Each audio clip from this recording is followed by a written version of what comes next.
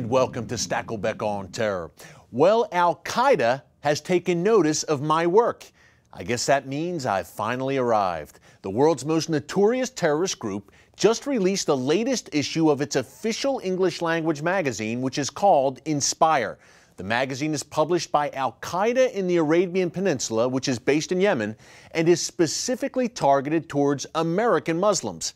But don't worry, folks. We don't have a problem with Islamic terror in this country. Move along, nothing to see here. Now, on page 9 of the new issue of Inspire, there are quotes from various media personalities talking about Al-Qaeda. At the top of the page is, well, little old me. Al-Qaeda noticed a CBN report I did in 2012 in which I talked about Inspire magazine and the lasting influence of jihadist cleric Anwar al-Awlaki. So they pulled some quotes from my report and featured them in their magazine, which is read by jihadists throughout the West. I don't know whether I should be flattered, appalled, or both. By the way, this isn't the first time the bad guys have noticed my work. Iran's Revolutionary Guards Corps and Louis Farrakhan's Nation of Islam have both commented on previous reports that I've done, and as you might have guessed, they're not fans. And that means we must be doing something right here at Stakelbeck on Terror. Inspire magazine is extremely dangerous. Number one, as I said, it is targeted specifically towards young English-speaking Muslims in America. Number two, it is extremely slick and well put together. It shows just how savvy and advanced Al-Qaeda's media arm is. And number three, Inspire magazine offers some absolutely diabolical advice to its readers on how to carry out attacks here in the West.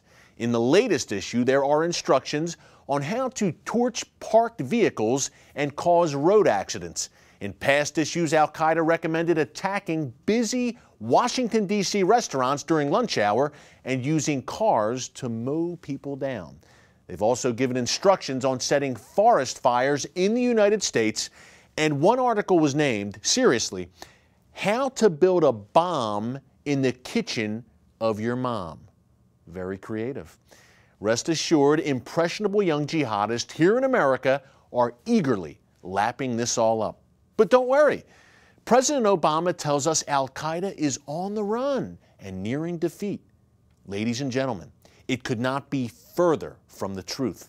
Yes, Al-Qaeda's hierarchy in Pakistan has been weakened, and several of its top leaders have been killed or captured, absolutely.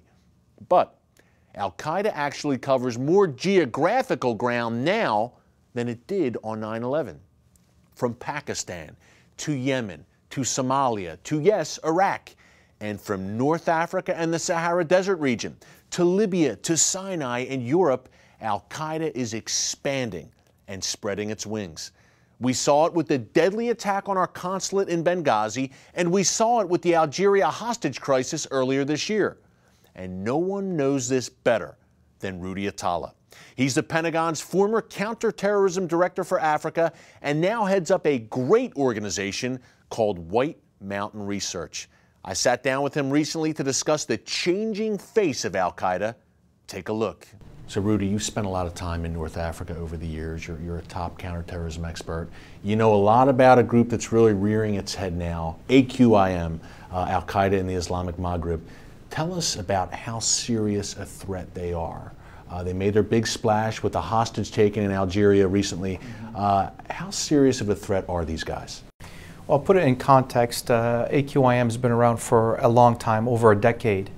They're split between the northern part of Algeria, where the Shura Council is located, and then the southern side, southern Algeria and northern Mali, is the Sahel branch of AQIM. That's the real hot spot right now. That's the real hot spot right now. That's exactly right.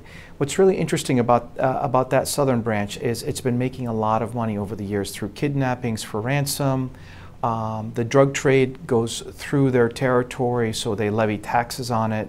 In addition to that, they have a fairly sophisticated arsenal to include surface-to-air missiles like SA-7s, SA-18s, and whatnot. So they're flush with cash. It's the wealthiest AQ affiliate in the world, Al-Qaeda affiliate in the world. and they have the capabilities to expand throughout the region. One interesting piece that's never normally talked about in the news is in one of the jihadi forums, they had a map of Mali in black with Allahu Akbar in the middle, and these arrows expanding from Mali into northern part of North Africa and then across the desert into Algeria and beyond. So they had these aspirations essentially to use Mali as a base to expand jihad across the entire part of Africa, North Africa, West Africa, and then also from there then they can franchise into Europe. Now, does that include expanding into Libya, number one? And number two, Mali is flush with weapons as well, AQ and Mali. Are some of those weapons coming from Libya post-Gaddafi? Those weapons did come from Libya post-Gaddafi. They did have weapons prior to this, but the post-Gaddafi, they've got their arsenals far more sophisticated than before. Now, they do have connections, have always had connections into radical elements in Libya, in Tunisia, and probably as far as Egypt. So they're well, you know, it's all part of the Al-Qaeda branding. Prior to it being called AQIM or Al-Qaeda in the Islamic Maghreb, it was known as GSPC. Basically morphed, GSPC was started in 1998 through 2003, then later on morphed in 2007 became AQIM. So it's got a lineage, it's got a history to it. So AQIM, Europe in their crosshairs, close proximity right over the Mediterranean obviously. So talk about how they have Europe in their crosshairs, but is America also in their crosshairs at the end of the day? Sure. France right now is at the top of the pecking order for obvious reasons. After Mali, you have responses from AQAP in Yemen that's already threatened the French. You have a Nusra in Syria that have threatened the French. So you have it's a big fight. But the United States is also part of it. In 2005, Ayman Zawahiri, who was the current emir of Al-Qaeda, said that he wanted AQIM to be a bone that would lodge itself in the throats of the Americans and the French.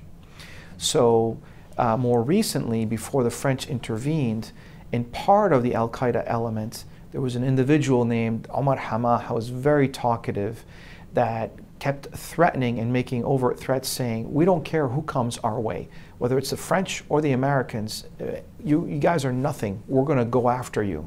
So it's always part of their modus operandi essentially is to focus also on the Americans because possibly of what we've hit embassies overseas. Sure, and, sure. Right. A lot of soft targets. Soft American targets, yeah. Correct. So embassies definitely. You know, you also have, Africa has tremendous resources. So oil and gas, coltan, thorium, bauxite, gold, diamonds, you name it.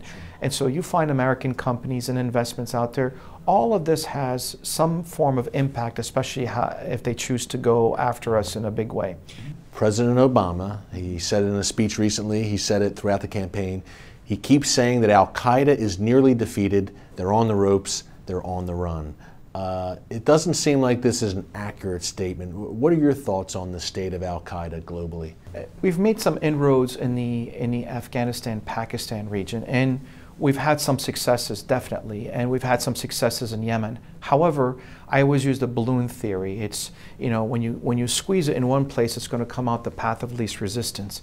The Sahel area, the Sahara, has been an area where Al-Qaeda has been flourishing and flourishing. They've made so much money. I've heard quotes as much as $90 million to $120 million between ransoms and drugs or whatnot. So they're flush with cash, they have a lot of weapons, and they have recruits everywhere. Obviously the Sahel, Al-Qaeda in North Africa, Mali, AQIM, obviously big emerging front. Actually, Rudy, you and I talked about it 3 years ago here on the show. So it's been an emerging front for a while. Now I think it's there. Where are some other kind of emerging Al-Qaeda hotspots that you see? Is Sinai one, maybe, and some other places that you think we should keep an eye on? Definitely. I'm always concerned about Egypt. I'm concerned in the trends that we're seeing in Egypt. And Sinai, definitely to keep an eye out on. Tunisia, I'm very concerned about. I'm also worried about potential long-term collapse in Algeria. So you have pockets in different places. How about Syria? Syria, absolutely Syria. You know, the rebel force that's fighting the Syrian regime is full of Al-Qaeda members or people related. The other thing to be concerned about is, you know, Syria does carry chem bioweapons, and the last thing you want is these individuals getting their hands on stuff like that. So, several concerns. We need to be involved at trying to mitigate these potential threats, and we have to take them a little bit more seriously and be more aggressive. So, Al-Qaeda is like a cancer. I say, you know, if you have a cancer on your skin in your foot, and you just go, oh, well, it's not a problem, then you wait 6 months later, it metastasizes into your kidneys or your lungs, and you go, oh my God, how did I miss it? This is at the stage that we're at. We can't let go. We got to keep the pressure on. Yeah. And Iraq rearing their heads again a bit, Al-Qaeda in Iraq? Sure, but they're going to focus, I think, in areas where things are easier for them to target, you know, soft targets, and essentially where we try to hang our hats. Thank you so much. You're welcome. Great stuff, my friend. Coming up, it's a major threat to America's national security that you may not have heard of. What is EMP? That's next after the break. Today we're on a field trip to discover what inflation is doing to our paper money. In this hand is a $20 bill, and in this hand is a $20 US gold coin. They used to have the same buying power, but how much can they buy today? In this first basket is what my $20 bill buys: milk, bread, peanut butter, and jelly. And here's what one $20 gold coin will buy: 6 baskets full, worth nearly $2,000, almost 100 times more food, simply by owning gold dollars instead of paper dollars. History shows that the gold coins have been the best way to beat the rising cost of living. So class, the moral is that unless you want to live on peanut butter and jelly sandwiches in the future, you should turn some paper dollars into gold coins now. How and why is explained in a new book, The Great Debasement. Call the number below for a totally free copy. And that's the simple truth. Help! If an emergency happened right now, you can have help at the push of a button with Medical Alert. Remember when I took that fall, Mary? Oh, yes, that was terrible. Yes, it was. Help! And I thought, what if you hadn't been there? I ordered my Medical Alert the next day. I can't describe how safe I feel now with my Medical Alert. You didn't know I was wearing it, did you? Medical Alert is easy to install, waterproof, and covers you inside your home and out. It helps me feel safe from fires, break-ins. And of course, a Medical Alert. And if you don't have a home phone, don't worry. They have that covered. There's always help at the push of a button. Don't wait till you need it. Get Medical Alert for less than $1 a day. There are no long-term contracts. Order now and get your second button free. Call for your free brochure. For your free Medical Alert system with second button free, call 800-575-8507.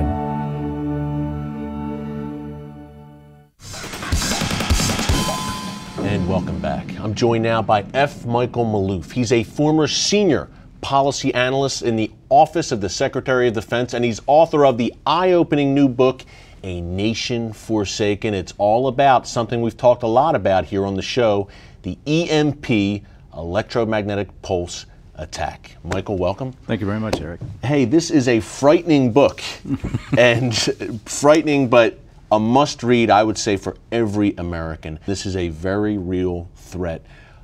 You have a scenario here, 2 scenarios, an EMP attack against Washington, D.C., against New York City.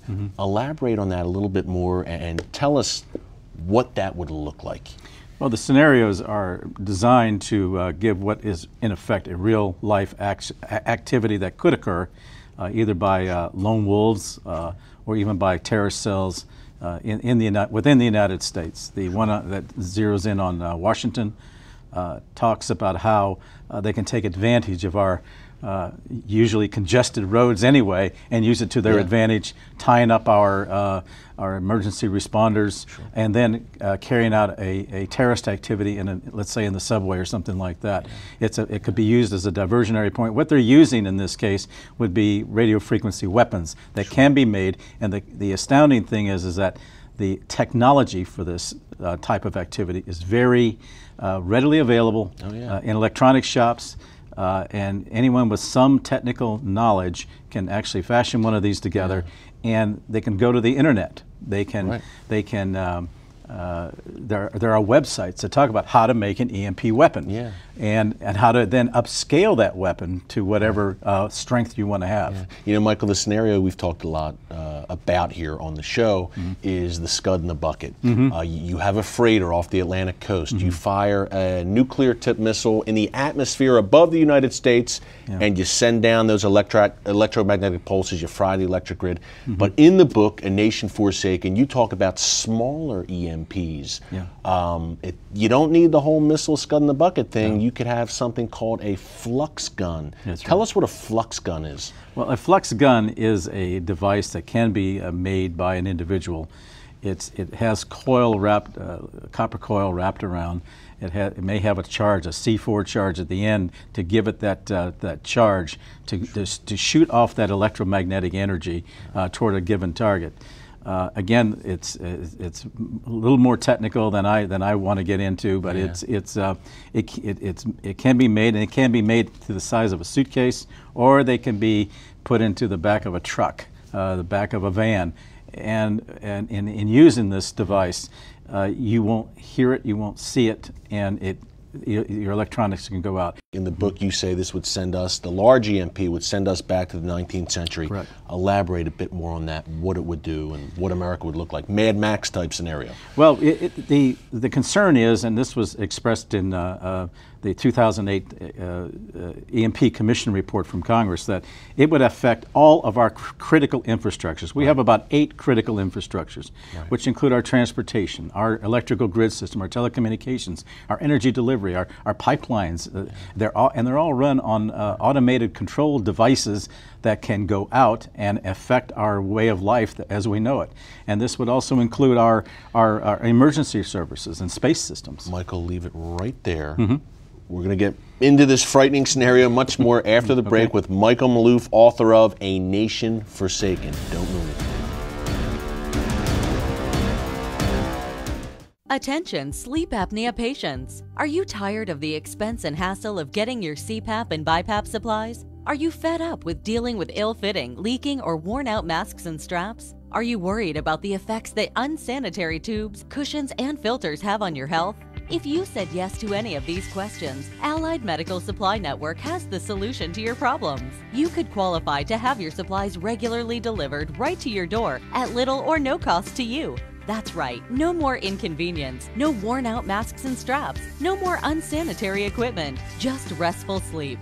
Call Allied Medical Supply Network today to determine if you may qualify to receive your fresh, brand-name supplies at little or no cost. Don't delay. Call us now to see if you are eligible to save money on regular delivery of your CPAP and BiPAP supplies. Call 1-800-815-9947. That's 1-800-815-9947. Or go to cpapsupplyhelpline.com.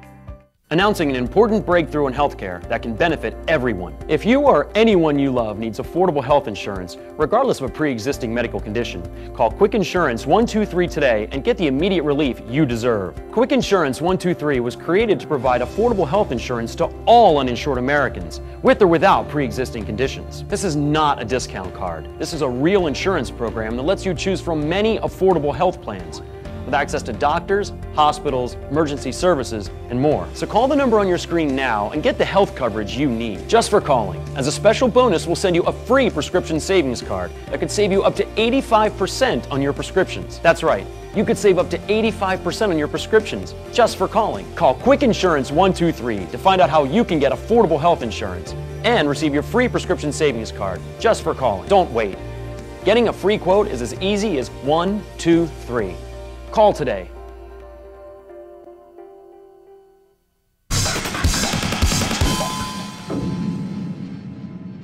And welcome back. We're talking to F. Michael Maloof, author of the must-read book, A Nation Forsaken. Michael, I hated to cut you off before the break. You were laying out what America would look like in the after effects of a successful EMP attack. Right. Tell us more. If we can bear, tell us more. Well, the impact would be on our critical infrastructures, which would include our telecommunications, our space systems, our emergency services, among others, as well as the electric grid, our banking and financial systems, and our transportation, everyday transportation. One of the areas that I'm really increasingly concerned about would be the impact on our natural gas and oil pipelines across. We have thousands upon thousands of miles of these pipelines, and they all run on automated control systems, which we call SCADAs.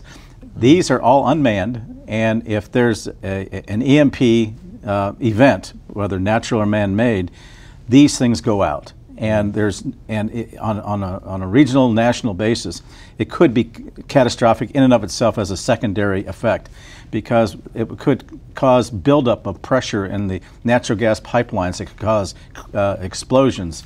Your oil would leak, and there could be secondary fires.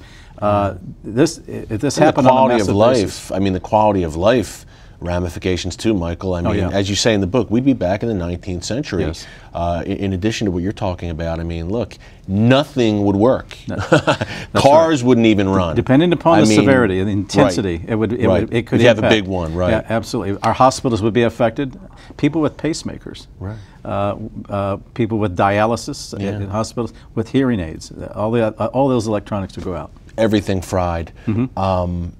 Who is working on this technology? We have it in the U.S. Yes. Okay, how about foreign enemies? Who's working on it?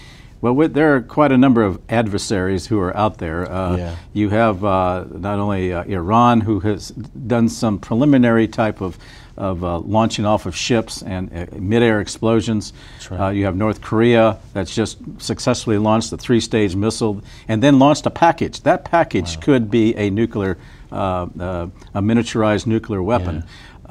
Certainly India, Pakistan. Pakistan, as I point out in the book, has 32 transnational terrorist groups, and they all basically work for That's our ally, right? Yeah, this is our ally. They all work for the Pakistani government. The ISI, the intelligence services, of course. And it's going to get even worse as the U.S. pulls out of that region, because India and Pakistan could go at it again. Both of them have nuclear weapons. Right. There could be a ramification. Israel knows about EMP. In fact, we've talked to people who suggest that this might be an approach the Israelis might use against Iran. I've thought about that too, Michael. Would Israel use an EMP before they go in and strike those nuclear weapons facilities? It's conceivable. Israel could conceivably use it. Yeah, and we're told that Israel has told some of our contacts that they could be up and running again in 3 days. So they not only have a national defense system to protect its citizens, they've actually gone ahead and done what our people refuse to do, and that is harden our facilities, harden the sites. I want to ask you about that real quick. One more question about Iran.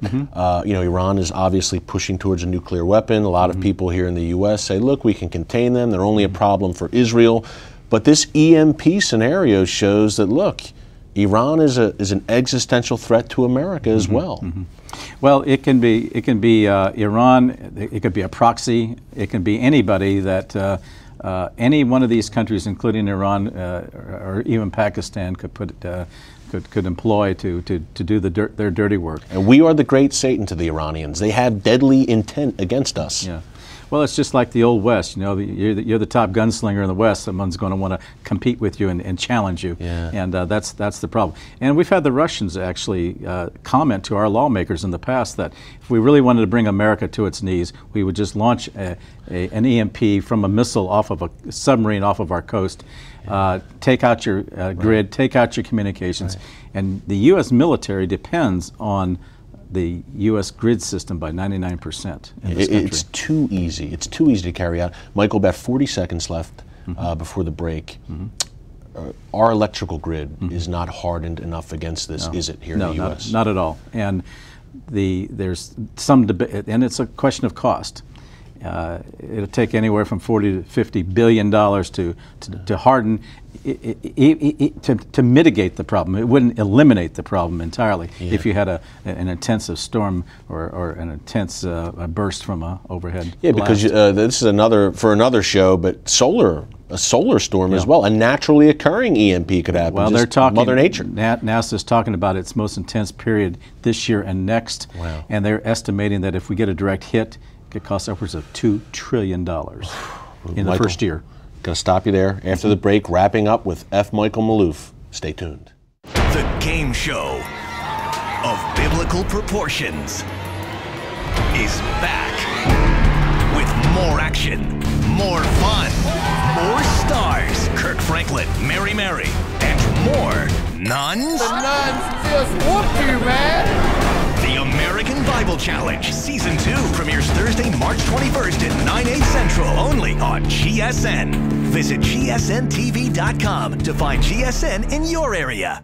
When you're driving along and your cell phone rings, do your eyes instantly go off the road? Then you need to get a grip. Hi, David Jones here with the new GripGo, the most versatile hands-free mount that will instantly grip any phone for safe driving. Just attach the suction cup to your windshield or dash, and GripGo grabs your phone ultra fast. Then it peels right off. And don't worry, there's no sticky residue left behind. The 360-degree pivoting mount allows you to always get the perfect viewing angle. It's even strong enough to grab and hold this expensive smartphone out the window. Yet it comes right off with ease. That's the advantage of GripGo. You can get the amazing GripGo with dashboard mount for only $14.95. We'll send you a second kit free. Just pay separate processing and handling. Get 2 complete GripGo systems for just $14.95. To order GripGo for $14.95 plus processing and handling, call 1-800-709-5259 or order online at getgripgo.com.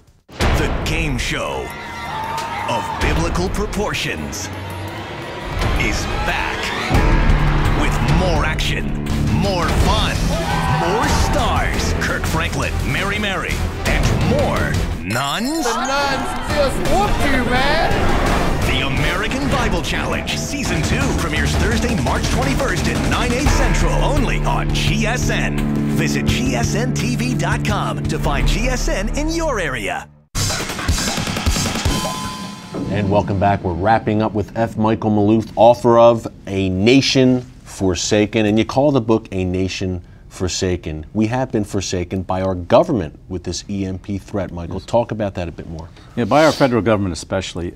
They've known about this threat for years. From previous administrations, this administration, including Congress. Congress has... There's been hearings. Oh yeah, we've had hearings. We occasionally still have hearings. There's been introduced the SHIELD Act, which never made it through Congress. The Department of Homeland Security has also been aware of the threat of an EMP, but they do not include it as one of its 15 national planning scenarios. And these scenarios are what kick into effect that get the agencies going in case of a catastrophic event. And EMP is not one of them. And even though I understand that President Obama is concerned about the effect of, let's say, geostorms, for example, I don't know why he hasn't picked up the phone to call the Department of Homeland Security Secretary and say, get on it. Yeah, well, Michael, I'll tell you, we got to wrap it up, but hopefully everyone in this administration on Capitol Hill has a copy of this book, A Nation Forsaken. It is a must-read. I can't recommend it highly enough. Thanks so much for joining us. Thanks for really having appreciate me. it. Thank you. Keep sounding the alarm, my friend, and until next week, from Stakelbeck on Terror, take care and God bless.